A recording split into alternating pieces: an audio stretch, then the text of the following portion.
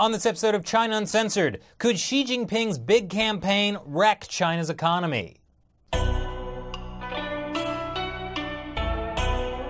Hi, welcome to China Uncensored. I'm your host, Chris Chappell. We've all been there.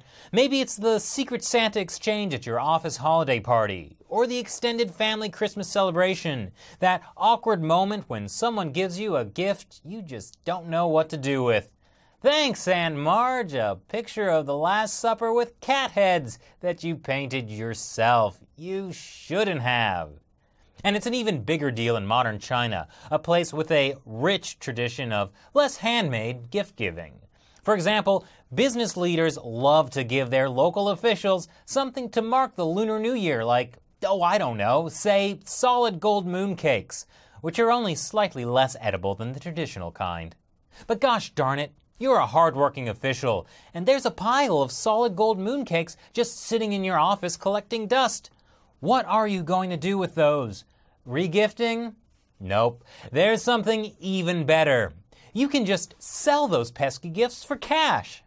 Stores have cropped up around China, catering specially to officials looking to unload bribes, gifts, for some nice spendable yuan. And then stores turn around and resell those gifts, to business leaders looking to impress other hard-working government officials. Yes, these intrepid Chinese entrepreneurs have come up with a gift recycling industry. In fact, it's a $115 billion a year business. That's according to, and I'm not making this up, China's Gift Industry Research Institute, which tracks gifts purchases throughout the country. Because yes, in China, there's a government organ for literally every aspect of your private life. This has been going on since at least 2001, when state-run Xinhua first published an article about it. In 2014, CCTV made a half-hour special about the industry.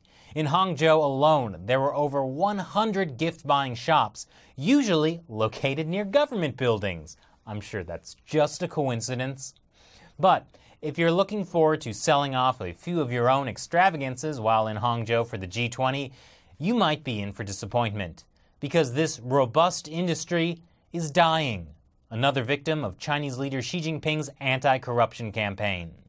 Since Xi came to power in 2012, officials have been under close scrutiny. Last year alone, Xi's campaign took down 300,000 officials. Corruption is kind of a problem in China. According to research publication Yale Global, 80% of government officials there are corrupt. In a Charney research survey of more than 2,000 Chinese companies, 35% say they pay bribes or give these kind of gifts in order to operate. It's an unspoken rule, according to one CFO.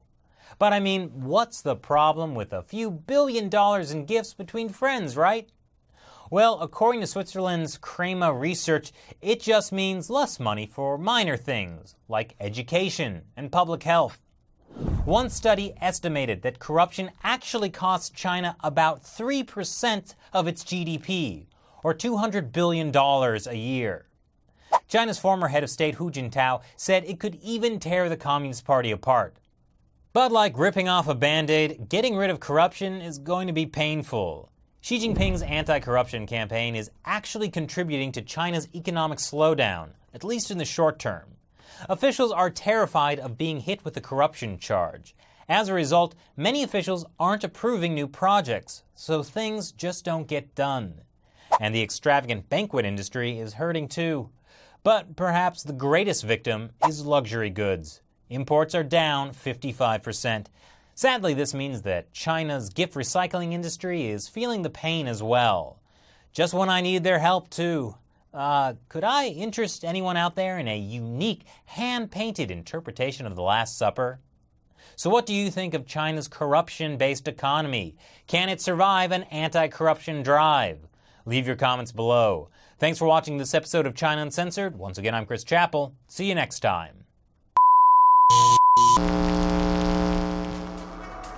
Welcome to the Danger Zone. Could this be China's new weapon for the South China Sea?